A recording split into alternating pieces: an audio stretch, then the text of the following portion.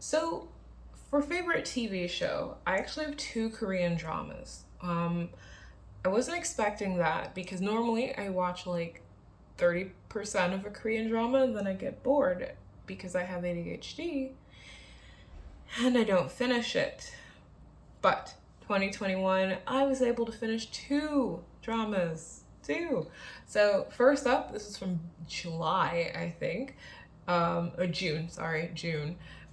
Mine, which originally aired here in the US in Netflix. It was airing on TVN in Korea from May 8th, 2021 to June 27th, 2021.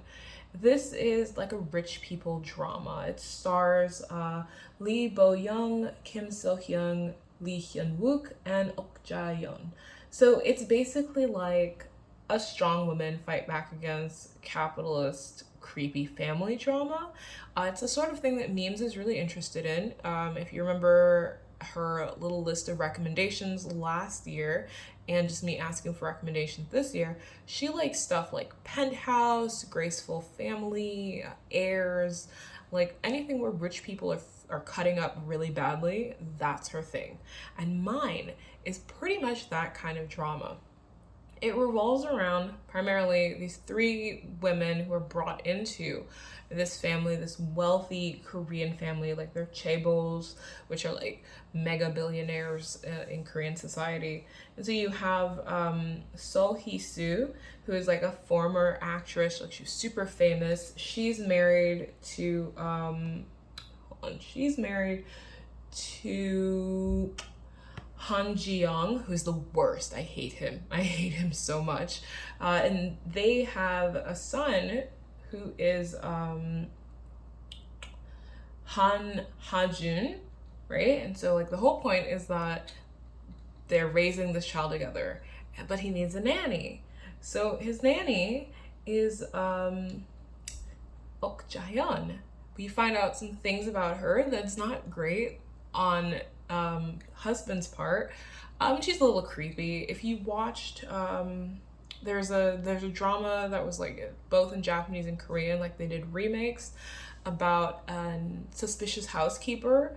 Same energy Ok Jaeon has in this.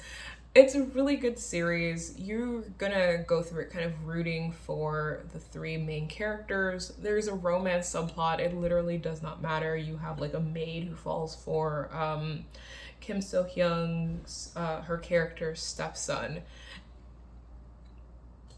I swear, no one cares about that relationship. It doesn't matter. Like I didn't know they were still dating at the end of the show when I watched it just religiously. Um, it's really about the things that rich people do to each other and how they damage themselves and other people in pursuit of happiness and satisfaction and that sweet serotonin rush. I thought it was probably one of the best dramas that I've ever seen.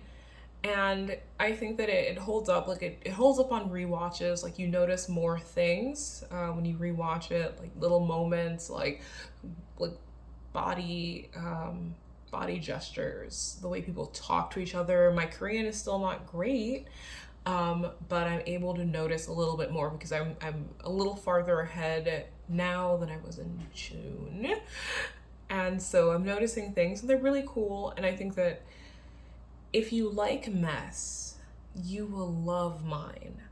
Trust me. Now, the other TV show that I really loved in 2021 was True Beauty.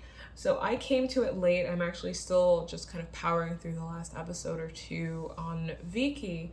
But True Beauty is a South Korean television series starring Moon Ga-young, Cha Eun-woo from Astro, Hwang In-yeop, and Park Yuna, and it's based off of this webtoon by this lady named Yang Yi, and it's high school drama, which usually doesn't appeal to me because I'm old, but it spoke to me because like I was bullied in high school. Unlike the main character, Im Juk Young, I beat a bitch's ass. Like it sucked, but I was able to hit people and she was not.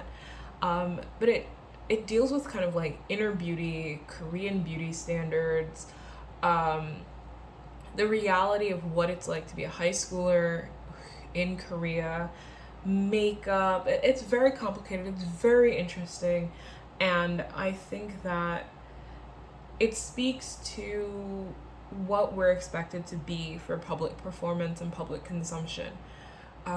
And I love it. I think this is actually the best that Cha Eun Woo has performed. I've seen every single drama he's done since he started acting, and I loved him as a member of Astro. But like warming up to him as an actor took some time because he wasn't that great at it. If you've seen My ID is Gangnam Beauty, you know he's a bit wooden.